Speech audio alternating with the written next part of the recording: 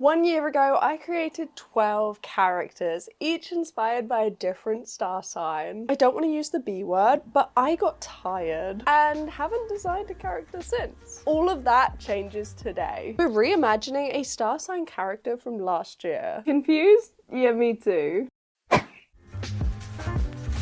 This is Sagittarius. My wonderful Patreon supporter Victoria has purchased Sagittarius and commissioned me to make a counterpart. Both Victoria and her husband have Sagittarius star signs. So of course we need to make a super cool power couple. Let's get the sketchbook. This one is 100% cotton, so it'll be better when it comes to adding paint. Oh, it's such a throwback seeing all the old character designs here. The archer, a fire sign. This is the color palette of Sagittarius. Purple, green, red. Kind of have an idea to do a darker version. They kind of need to stand out on a wall. Yeah, blurry forest, archer, assassin, fairy. That's what we've got.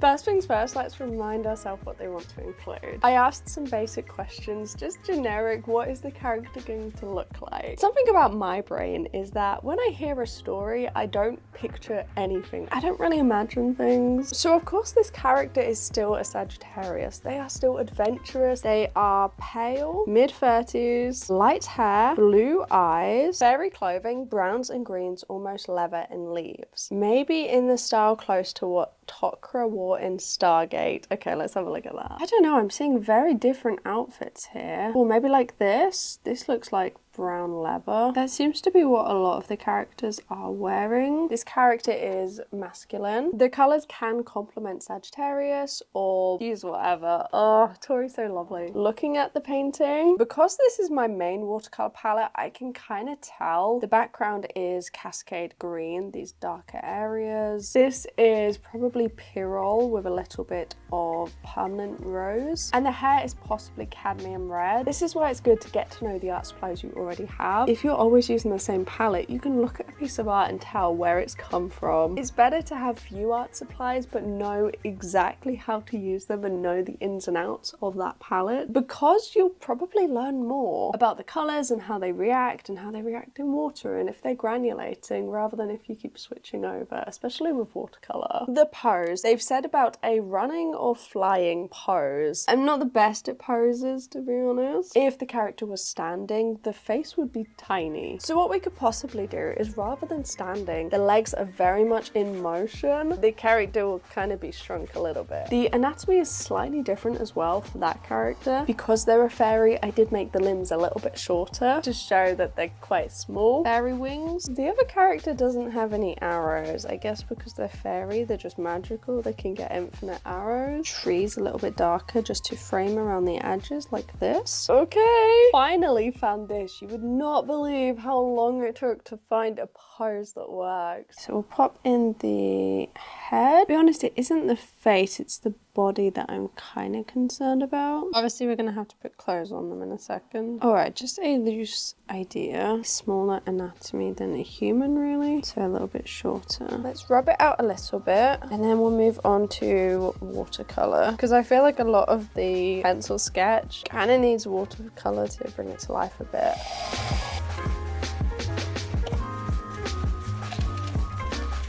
First, let's just pop in the pale skin tone. For the wings, we'll also use mauve again, but maybe a little bit lighter because this is going to be a darker background. It's such a beautiful shade. It's one of my favorites. Maybe I'll drop in a touch of Pyrrole. They're wearing brown leathers, but I feel like the bottom should be a slightly different shade to the top, just to make it a bit more interesting. Otherwise, it might look a bit like a onesie. And this is a little bit of Pyrrole as well, so it's slightly red leaning the brown.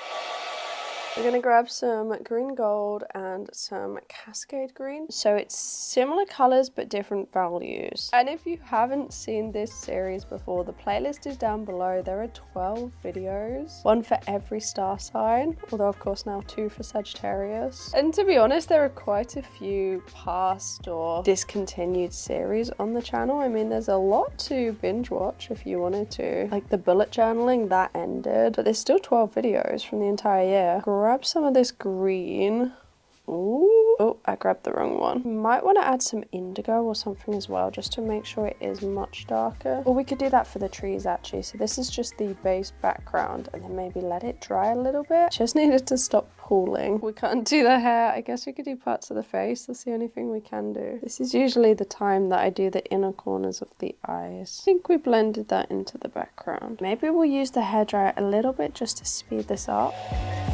Indigo is my favorite dark color. Even if a scene doesn't actually need blue, it's just a really good rich color. So I use it in a lot. It's like a really deep shadow. These are looking a bit too symmetrical, so I think we need to add some extra rogue trees. Hero, a little bit of Malvin here as well, because this is the same as Sagittarius. Well, Sagittarius the first. Oh no, that's really bad. Oh, that's really bad. Luckily it's just on the white part, so it's okay. Add the mauve shadow. This is the path. Could also define this a little bit, because unfortunately we've lost some of it. It ended up green. The hair is light, which I'm guessing is kind of like a blonde light brown, although this looks a bit ginger. Add a bit more yellow perhaps. Eyelids, of course, and once everything's down we'll go back to color pencils. I just need a nice blue for the eyes. Okay, that's a bit scary. I feel like you just get more definition working with pencils.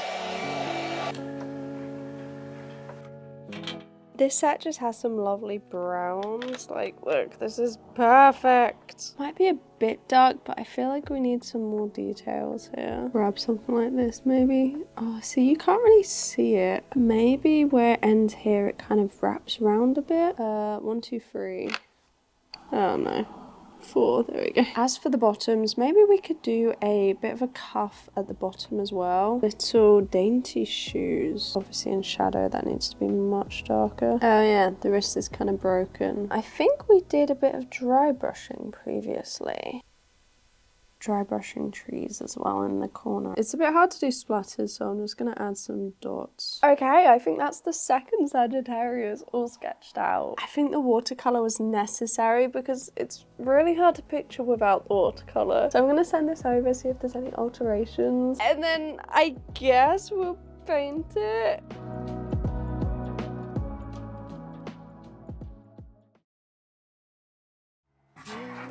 I haven't thought about you in a while. I haven't thought about that beautiful smile and how it used to make my heart go wild. Wild, you look deep into my eyes, and all I could think was, why did I have to fall for you this time? Yes, I'm actually storing paintbrushes on a pegboard. You can get those little clips from IKEA and hang them upside down. It's like the perfect solution. I have a new filming space, and I'm gonna show you. Got the lovely Susie, Neville and keeping me company, and this is the sketch. Every other character inspired by a star sign has been created on the Arches cold pressed block. So of course that is what we're using today, except I forgot about kitchen roll. It's a pretty essential supply. Honestly, you should always have it nearby. Plus, this is kind of splashing everywhere because we've got a lot of water and a lot of paint going down, and I don't want to ruin my lovely new desk. I always get a little bit scared when using blue, because especially on the vinyl on my previous desk, which you might have seen it all get changed up in the creating an art studio video last year, the blue watercolor stains like anything, and it did previously in my old house as well. Blue is a scary color. It's so staining, and it's got all over the walls, on the plant, everywhere.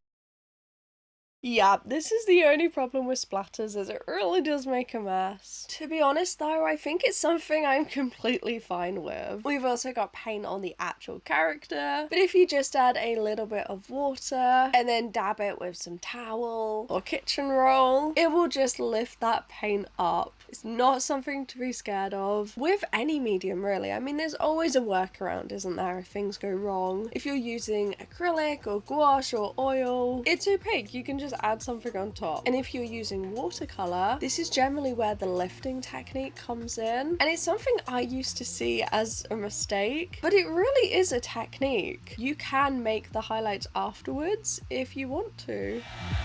Oh, this is scary, but I think it's time to go in with this character now. The background is looking pretty cool. Like, this is what I had in mind. Although I must say, as I'm painting this character, I am now realizing just how much my art style has changed. Even in just 1 year. I think I'm naturally trying to add more contrast than I used to and deepen up these shadows. And honestly, I'm having to kind of stop myself because this Sagittarius character is going to be next to the previous one. They need to look like they were painted by the same person. So we're using similar techniques. We've got the dry brushing on the path, a little bit of dry brushing and splatters on the trees. You have to let me know what you think at the end. But I think it unintentionally looks kind of different considering I haven't really painted many characters since, and I haven't really painted anything similar. 2025 was a lot of alcohol markers and acrylic markers. I don't feel like I've actually picked up the watercolors that much. So it is odd to be naturally painting just a little bit different than I did in the previous year. The idea with this character is that they were inspired by Sagittarius to go off and see the world and meet the big people, the humans, all the other people in that world. And when she sets off on her journey, he then sets out to follow her. That's the beginning of the story that Tori had in mind for this character. So it is super important that they do look similar and they have a lot of similar traits and they look like they've actually come from the same community of fairies, because they are woodland fairies and there really are so many different ways that you could draw them. Some are more common than others. I feel like this type of fairy is a little bit more cool with the clothes and the fact that they are more like fighters. But I've actually drawn quite a few fairies in the past. If you haven't ever tried to draw one, they are really fun. And I think they're my favourite kind of mythical creature to paint. Oh, I do like witches though. Witches are also really cool because they have quite unique traits.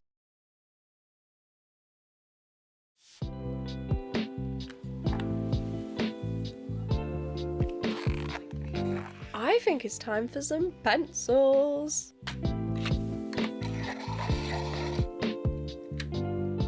Watercolor is such an amazing medium. It looks loose and flowy. It's not super structured. But when it comes to adding the details in a face, the details in the clothes, honestly, sometimes I think it's just easier to reach for color pencils. You can go back to watercolor, like you can see that I'm reaching back for the paintbrush, but having those color pencils on hand is really gonna help you refine those lines, the edges that are quite difficult to do with watercolor alone. Something I learned in 2024, but I think we're done for now. It's been a few days and now we can look at this character with fresh eyes. And I think there are some things that need to be changed. It's all looking a little bit pale. I think I got scared to deepen the skin tones. And maybe some harsher edges. First up, try to bring back the eyes, the nose, the eyebrows, the hair, and ultimately don't be too scared, because that was the problem. When it comes to creating art, I do think I do it in quite a messy way with splatters. And a lot of that probably stems from growing up in quite a strict household, where if I got a single drop of paint on the wall, even though it's watercolor, it kind of would have been the end of the world. So now, as an adult and owning my own home, I really don't care. At the end of the day, if you get a little bit of paint on a wall, you just wipe it off, or maybe you can paint it in future. Like, it's such an easy fix, and I think it's important to allow yourself to be free, and that's something that I've been trying to relearn in adulthood. I've thoroughly enjoyed creating this commission, and it's so lovely that Tori trusted me to do this. So of course, thank you, and thank you for letting me bring this character to life. I've had so much fun reminiscing on what we created for those entire 12 months. Of course, a thank you to my Patreon supporters as well, and I am always open to commissions. If you have an idea in mind that you'd like to see me bring to life, absolutely feel free to drop me an email and I'd love to bring your vision to life. For this character though, I think we're almost there. Oh, they liked it. It's been approved. So now we need to put a signature on this painting. And I've got a little palette knife to take it off the board. I know boards can be a little bit pricey, but in my opinion, they're completely worth it. To not have to worry about the tape buckling and coming off the page, the paper warping. Oh, blocks are just perfect for watercolor. Like, look at this. Look how much easier that was. Are you ready for the reveal? I couldn't fall asleep again. Been overthinking all the little things I've said. I'm sleep deprived almost every night, and I wish that I wouldn't think instead. I know the sun is up and I got things to do, but I don't